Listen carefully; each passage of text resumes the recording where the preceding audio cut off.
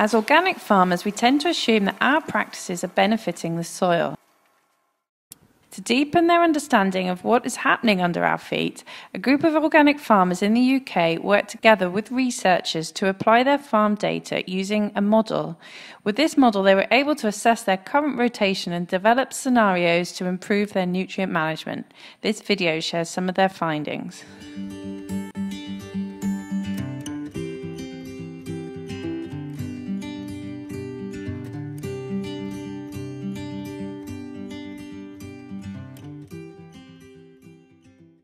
Okay, so within this work we applied a model called NDICEA, which stands for Nitrogen Dynamics in Crop Rotations in Ecological Agriculture. And this was a nutrient budgeting model that was developed firstly at Wageningen University and latterly at the Louis Bolk Institute in the Netherlands. And it allows a farmer to look at their N, P and K balance over a series of rotations and to look at where there are deficits in the rotation or oversupply in the case of N.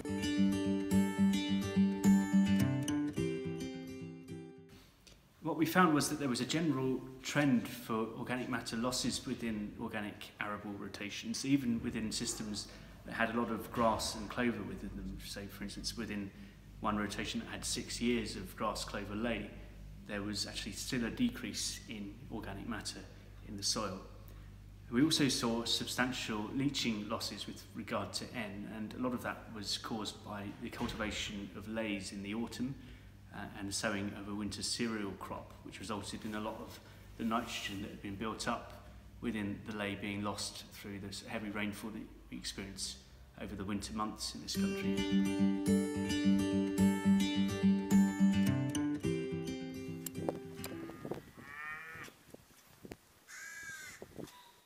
On Sheepdrove Organic Farm near Lambourne in Berkshire.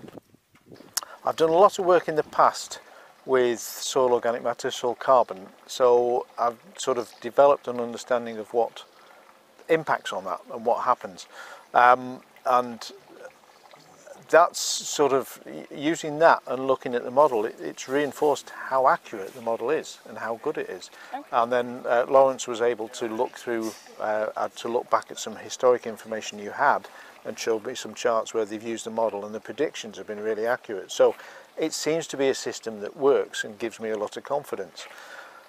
Moving forward now, putting our information in and looking at what we thought was a reasonable rotation, it's showing that it's not good enough. That we are actually, we have the potential for more yield, we have the potential to do a better job with our legume fertility builders, but more importantly, if we carry on as we are, we're actually long-term depleting our soil organic matter.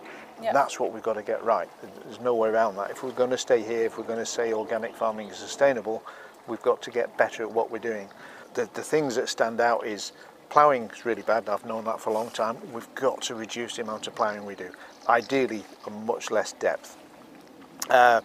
We've got to make better use of our fertility building lays and get them to work harder.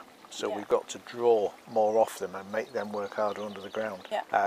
Because the other thing that it really highlights in there is bare ground is bad. Bare ground is bad for organic farming. During that period where nothing's happening, we're actually leaching our nitrogen, losing our organic matter through oxidation. So what we need to be doing is undersowing our fertility building into the previous crop, and then in the periods between the arable crops, that we get something growing, whether it's a green, a green cover crop or a fodder radish for the sheep. Something must be growing all the time. The way it has been here, 2 years fertility builder, and then a spring cereal and a winter cereal. The model has demonstrated that actually it is the wrong way around. So your winter cereal should follow your fertility builder, and then between the harvest of your winter cereal and your sowing your spring cereal, grow something in the ground. Green cover crop, forage turnip, kale, anything, but grow something. So yeah, 2 years of cereals, 2 years of fertility builder. We've gone through the scenario to put a third cereal in, but actually we don't have enough nitrogen in the system. It's not going to work.